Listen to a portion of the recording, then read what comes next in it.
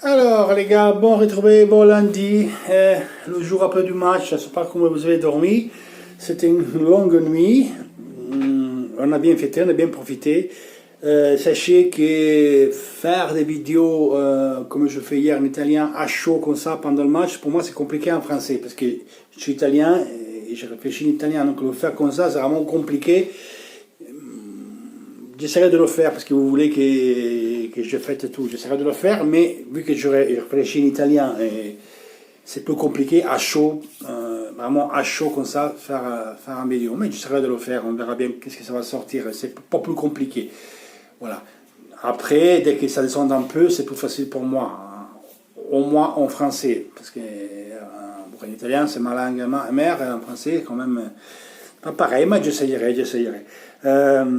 Déjà, à qui de vous, je ne me rappelle plus comment il s'appelle, qui m'a dit, ma Chris, je n'ai pas bien compris, c'est vraiment Vecino, les emballotages avec Eriksen? Oui, les emballotages, oui, parce que Vecino, c'est un joueur qui, il s'est allé dans les espaces, il a déjà montré, il a fait des buts très lourds, l'année dernière à Milan, à Maccabi Derby, contre Tottenham, contre la Lazio, à Dortmund cette année, en championnat cette année. C'est un joueur en Coupe Italie, c'est un joueur qui il a ça de ses caractéristiques. Sûr, il y a ses défauts, mais actuellement dans la Rose, il n'y a personne qui a sa caractéristique de Vecino de rentrer dans les matchs. Je rappelle que la première occasion qu'on a eu franche, la première mi-temps, c'était une action de Lukaku et la frappe de Vecino qui a été retournée pour le gardien. Pour hier, a marqué et un but. Sur le quatrième but, c'est encore Vecino qui donne le là à l'action. Parce que Brozo le ballon, il garde, il donne à Vecino, et Vecino, qu'est-ce qu'il fait? Il va sous le corner, essaie de garder la balle, de la défendre. Un peu après, il fait une petite palanca pour faire passer la balle entre deux défenseurs de Milan. Il pêche Moses, et Moses fait un bisou, il fait un Ferrero Rocher qui vole comme ça, sous la tête de Lukaku, il dit jette-moi au cage, au filet. Et Lukaku, il tue le match, c'était la dernière minute, c'est 4-2. C'est vrai que Milan, en première mi-temps, on n'aurait compris. Alors, maintenant, on essaie d'analyser un peu le match. Pourquoi on n'aurait compris? Parce que Milan a préparé le match comme ça, un 4-4-1-1, qu'après c'était 4-2-3-1. Et, comme je vous ai dit pendant les vidéos, c'est ce que j'ai suspecté que ça peut arriver à l'Inter, c'était qu'eux, ils allaient surtout pas faire réfléchir Brozovic, et comme je l'ai dit, je mets une playlist Derby en français et il y a Derby en italien. Regardez tous les vidéos en français que je fais, je disais que Çalhanoğlu, il allait marquer Brozovic, donc ils essayaient de ne faire pas respirer, donc de nous mettre en difficulté, comme ils ont fait déjà des autres équipes. Et nous, on disait, avec Sanchez, et Lukaku, on devrait, si on faisait 3-5-1-1 Eriksen, aller casser les bonbons à Benacer. Chose qu'on a fait. On n'a pas fait. Et le problème, c'est que nous, hier, c'était pas un problème physique. On était physiquement. Les mi-temps, ils le démontrent. On a tous monté d'un cran. On a fait c'est ce qu'on a fait. Le coach et les joueurs ne sont pas réussi à comprendre. C'est ce qui passait. C'est ce qui nous arrivait.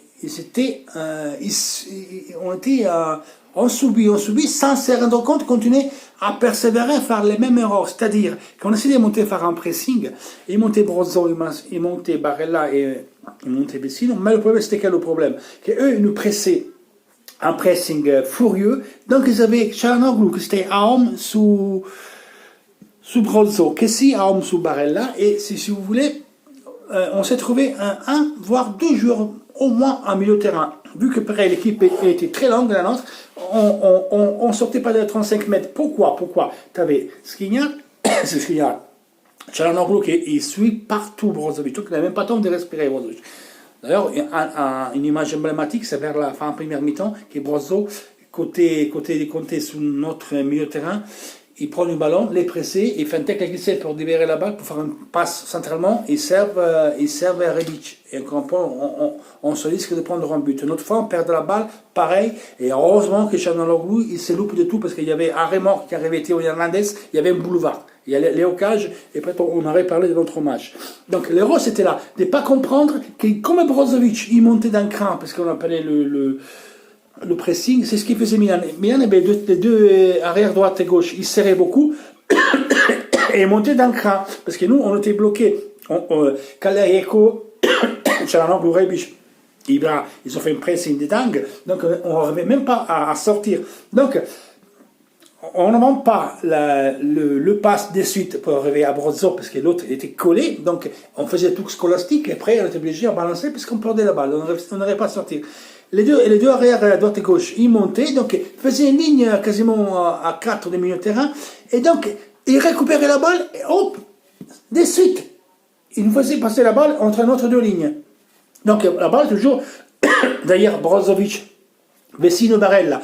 Barella était marqué par Kessi, Vecino essayait de s'élever. Et récupérait la balle de suite et hop, il passait sur Ibra. C'est ce qui fait Lukaku, non? C'est ce qu'on appelle la sponda.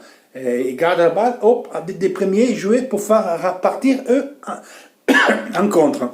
Donc on perdait la balle et Brozzo était systématiquement, il avait un homme derrière lui. Soit c'est Çalhanoğlu, soit c'était Kessi qui montait. C'est Kessi qui montait. On prenait la balle, Çalhanoğlu il venait sous Brozovic, et il a récupéré la balle très haut, peut-être avec Bennacer ou Conti ou Hernandez. Il y avait soit Kessi à tourne, qui nous passait dans le dos. Donc la balle arrivait lui et ils avaient après des prairies et nous étaient pris à la ramasse. Soit c'était Castillejo, soit c'était Rebic qui s'est centré. À ce moment-là, c'était les extérieurs, surtout avec Hernandez, parce que Conti n'a pas fait grand-chose, mais Hernandez qui montait, donc Rebic, il coupait, il passait dans le dos beaucoup de fois des Brozovic. Donc nous, à faire ce pressing, on n'a pas compris qu'on devait arrêter, c'est stopper, changer. Donc là, c'est le coach. Je ne dis pas faire un changement, mais pendant une pause de match, tu prends un joueur, tu l'appelles à côté de toi et tu expliques, les gars, non, on ne l'a pas lu. Il a fallu prendre des baffes pendant 45 minutes. Et heureusement, on n'était que 2-0. Heureusement. Parce que sinon, tu ne leur tapes plus le match. Là, on a fait des erreurs techniques. Tactique, on ne parle pas, et technique, parce qu'ils n'arrivaient pas à faire une passe. On était bouffés à chaque fois qu'eux partaient. C'était exactement, c'est ce que je veux dire. C'était exactement, toujours derrière Brozovic. Barella et Vecino nous n'arrivent pas à lui filer la main. Ils étaient pris aussi en infériorité numérique. Donc, on dansait la rumba. Donc, c'était à Lukaku Sanchez aller rentrer pour empêcher à eux de faire le boulot. Et là, ils n'ont pas très bien fait, mon avis. Bien que Sanchez ait fait un bon match. Lukaku aussi, mais en phase de pressing, les deux attaquants, ils pouvaient faire mieux. Et là, ça manquait beaucoup Lautaro. Lautaro, c'est une qui va casser les couilles vraiment au porteur de balle. Donc, c'est là qu'on est manqué, parce que nous, les de l'Inter, c'était des pressés très haut avec Brozovic des fois, c'est Brozovic qui allait sous Bennacer. Mais comme Brozovic essayait d'aller sous Bennacer, eux, ils récupéraient la balle, on avait la transition vide là. Et on prenait de cul. C'est là que se joue le match, comme je vous dis. Nous, on a préparé ce match-là avec des autres idées, mais quand tu vois qu'il y a un problème, un coach, là, il doit réfléchir. Et les joueurs même aussi, Brozovic, De Vrij, parlez-vous. Après, De Vrij, il nous a gardé, il a gardé la baraque avec être Godin. Même par quelque chose que je dis, on perdait beaucoup de terrain comme ça. Donc, c'était des face-à-face, et Godin a pris en vitesse. Déjà, il a du mal, la défense à 3, en plus en vitesse, il n'a rien compris, parce que Rebic, il a sauté chaque fois. En plus, on met que Padel, il fait 2 cagades sur 2 buts. D'ailleurs, Novell, là, à l'Humanitas, en ce moment, Viviane fait une visite médicale. L'idée, c'est de faire l'entraîner et de le mettre sous contrat, c'est d'avoir des bonnes garanties. Parce que certainement, Andanovic est out con Naples, con la Lazio, con l'Europa League et la Sampdoria. Voir la Juve.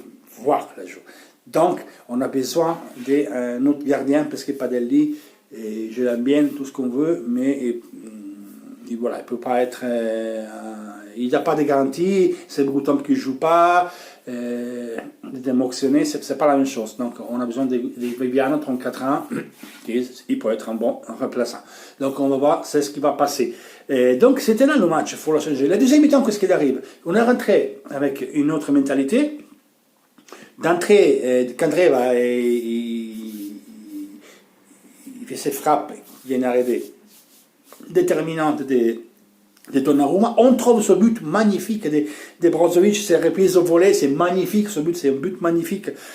Et c'est là que ça nous change le match, parce que nous, le premier mi-temps, comme je dis, à part Vecino, qui a fait ce qu'il doit faire, après, il pouvait finaliser mieux. Mais, rappelez-vous, le Milan l'a fait à l'Inter. C'est ce qu'a fait l'Inter l'an dernier avec Spalletti contre le Milan. Que le Milan, et c'était un moment qu'il gagnait tous les matchs, il était en forme, l'Inter n'était pas en forme. Vous vous rappelez, on disait que tout le monde disait Milan va gagner, il est trop en forme, il avait gagné à Bergamo contre l'Atalanta, il était en folie Milan. Eh bien non, nous, en mettant Vecino faire, c'est ce qu'a fait hier Çalhanoğlu. C'est bon pas, les premières 12 minutes on menait 1-0, on avait pris un poteau et 2 super arrêts des Donnarumma. Après, c'est comme ça que Milan il perdait la première mi-temps. Gattuso a dit on a récompris pendant 60 minutes. Après on avait baissé, on s'est plus des buts, on aurait fait notre penalty après, on a gagné 3-2. Mais Vecino était déterminant ce match-là. Et il a fait ce qu'a fait Milan. Et Milan nous a fait la même chose et on n'a pas compris, on n'a pas réussi à prendre des contre-mesures. Et des professionnels, ils doivent réussir à comprendre ce qui leur arrive. Parce que, ok, il y a un coach, mais sur le terrain, vous le voyez, non? C'est torturant, et à chaque fois, il y a un ballon qui lui passe derrière, et il y a un boulevard parce qu'on est coupé en deux. Évidemment, il faut changer un peu le système, ou la façon de faire pressing, d'arrêter de le monter haute comme ça, et attendre un peu plus. Qu'en plus, on courait à vide, parce que Milan c'était 60% contre 40% de possession de balle. À la fin des matchs, c'est 44 Inter, 56 Milan. Et nous, on a la condition, il y a la condition physique. Ça y est, on l'a. Là, c'était vraiment qu'on était débordés et on ne comprenait pas, c'est ce qui nous arrivait. Et on était mis comme un boxeur, comme un Rocky. On a pris des droites, des gauches, le stomac, des droites, des gauches, on est tombé par terre. Ils nous ont compté, on s'est relevé, jusqu'à quand on a mis une patate nous, et après, on était dévastant. Le deuxième temps, l'Inter, c'était dévastant. Donc, on ne peut pas avoir deux visages différents, parce qu'après, quand la Lazio, on va la payer. C'est pas tout le temps que tu devrais faire ça. Mais, moi, je me souvenais, j'ai dit, putain, je rappelle qu'il faut gagner 2-0, après on perd le match à la mi-temps. Et là, c'était pareil. Puis quand Brozovic a marqué le premier but, j'y croyais de suite. J'ai dit, moi, le gagner celui-là. Je ne sais pas pourquoi, c'est la sensation que tu as. Première mi-temps, j'ai la sensation de dire, je le voyais le match, je dis, on se les prend deux minimum. Et on se les pris deux. Et la mi-temps, je dis, les gars, faire pire, on ne pouvait pas. Mais c'était vraiment mal mis. C'est Milan continuait à faire ce qu'il faisait les premières mi-temps. Donc c'est nous qu'on a vu. Changement de mentalité. Eux, ils ont pris peur sur le but de Brozovic. Après, pim pum pam, 56 minutes, on est 2-2. Là, ça a changé le match, ça a changé l'inertie. Et après, il n'y a rien à dire, on a dominé. Parce que, mais à part ça, il y a le coup franc d'Eriksen, les gars, c'est venu juste au but. J'allais à Lourdes à pied. Ce but-là, c'est un but magnifique. Quel coup franc, les gars. Enfin, un tireur de coup franc. Après, il y avait l'accent de Lukaku qui a fait des marqués. On a vu Barella qui peut le mettre. Après, le dernier poteau de Milan, qui a fait que ça, Milan poteau, à la dernière minute. Mais, à mon avis, c'est ce but, il pouvait le refuser parce que lui, il met la main sur la tête comme ça. Un compte, c'est s'appuyer avec le bras. Mettre la main comme ça, ça ne peut pas être un but. Parce que toi, tu t'appuies comme ça. Donc, s'il marquait le but, il s'était refusé certainement. La Lazio, on va jouer avec la Lazio. Ça fait dernière défaite de la Lazio, c'est contre l'Inter, donc ça fait un poule entier qui ne perd pas. On va voir c'est ce que ça va donner. C'est temps que la Lazio, cette année, des aides, commence à en avoir un peu trop pour mes goûts. Un peu trop d'aide. Parce que hier, il n'y avait pas un penalty, c'est Kramor, c'est Cornelius. Il n'était même pas le voir au VAR. Ça, c'est grave. Il te dit d'aller le voir, tu ne vas pas. Et non. Il ne doit pas voir la discussion avec l'arbitre. S'il t'appelle au vidéo, la vidéo doit être, s'il y a un penalty, le vidéo intervient, c'est penalty, pointe la ligne. Tu ne vas rien voir. Tu choisis que c'est penalty, c'est penalty. Basta. Les arbitres, ils ne doivent pas avoir la décision, la discrétionnalité de décider. Non. Sinon, on laisse le pouvoir à eux. Et il y a penalty, il y a penalty. Putain, il n'était même pas à le voir. Alors tu dis, va le voir. Il n'était même pas à le voir. Mais c'est un scandale. Il met le carton jaune au coach qui donne un coup de pied à une bouteille d'eau. Sa bouteille d'eau, et ça, on ne va même pas voir au VAR les deux pénaltys. Il n'y en a pas un, il y en avait deux. Mais celui de Cornelius, c'est flagrant. Celui de Bruno Alves, c'est pénalty, à mon avis aussi. Mais la Lazio, à Cagliari, c'est pareil. Il y a eu d'autres aides qui sont bizarres. Donc, voilà, qui ne pleurent pas trop. Donc, maintenant, c'est nous de resetter, d'apprendre des erreurs qu'on a fait là. Et après, si vous êtes encore enchanté comme moi, il faut être enchanté, les gars. C'est une joie à moi, je ne peux pas dormir, j'ai encore l'adrénaline, je suis content. Par contre, une chose, les gars, si vous faites part du groupe WhatsApp, on est des commentaires, vraiment, je vous aime à tous. Par contre, ne dites plus avant les matchs, on va gagner, ça porte malheur. Vous ne savez pas combien de paroles je vous ai dit quand on perdait 2-0. Vous ne savez pas. Et c'est mieux que je ne vous dis pas comme je veux traiter. N'écrivez plus avant les matchs. On gagne. Et ici, ne dites rien. La Juve a perdu. Chut. On part toujours après Pas avant, après. La première mi-temps, il y avait beaucoup de supporters de l'Inter. Je les vois sur les groupes, sur la chaîne Top Calcio qui disait ouais, Conte, il veut pas Eriksen, il le veut déjà plus. Parce qu'il jouait Vecino. Et les mecs, coach de merde, Vecino, t'es bidon, fils de pute, machin. Et puis tu fais gagner, il te fait le but et il te fait une passe. Et il va te faire le 80 but avec Moses. Parce qu'il fait une petite palanquée sous le corps, un petit palanque pour faire passer la balle entre les deux défenseurs, et l'autre, il te met un bijou sur la tête des Lukaku. Donc on a changé avec les remplaçants. Eriksen est bien rentré. Donc tout le monde aura sa place. Tout le monde. Le beau, c'est qu'on peut faire tourner. Et Vecino, en ce moment, c'est ce qu'il peut faire Vidal. C'est clair, Vecino, c'est pas un Vidal. Mais ses buts, il fait. Allez vous voir les buts qu'a fait Vecino. Les derbies. L'an dernier, cette année, De Vrij, l'an dernier. Et vous avez remarqué, dans les prochains derbies, je veux les jouer tous en bas de notre virage. À l'aller, les 2 buts, on les a fait là-bas. Hier, les 6 buts du match, ils viennent sur le virage de la Nord. Au sud, c'est pas beau, le virage de Milan. Il n'y a jamais de buts. Là, cette année, on a fait 6 buts au Milan. Et Milan, ça fait 2. Tout ça se passe là-bas. Coïncidence, non, on a une courbe magnifique, on a fait un tifo magnifique. Mais vraiment, les gars, arrêtez de parler avant. On parle après. Ça porte au malheur, bordel. Et après, c'est pas tout le temps que tu fais des matchs comme ça. C'est pas tout le temps que tu vas faire des matchs comme ça. Une fois, c'est arrivé nous qu'on gagnait 2-0, on l'a perdu. Mais c'est pas tout le temps que la Lazio, si tu prends 2 points là-bas, tu ne penses pas de gagner 4-2. Donc, il faut vraiment une autre mentalité. Il faut vraiment savoir ce qu'on doit faire. Il faut vraiment s'imposer. Parce qu'à milieu de terrain, on avait souffert hier. On a souffert beaucoup, beaucoup, beaucoup, beaucoup. Qu'André n'a pas supporté une grosse apport dans la première mi-temps parce qu'il pousse et parce que le dessin qu'a fait Pioli, c'était ça. Après, Pioli s'est perdu. Il fait un changement à la 82e minute. Si j'étais un support de Milan, je l'aurais tué le mec. Parce que lui aussi, il n'a rien compris que dalle, il n'a rien fait pour renverser un peu. Pour systémer son équipe, faire d'autres choses. Non, on a continué comme ça, eh bien on les a tués, et c'est mérité à la fin, c'est mérité. Quand tu fais 4 buts à la deuxième mi-temps pour Milan, et tu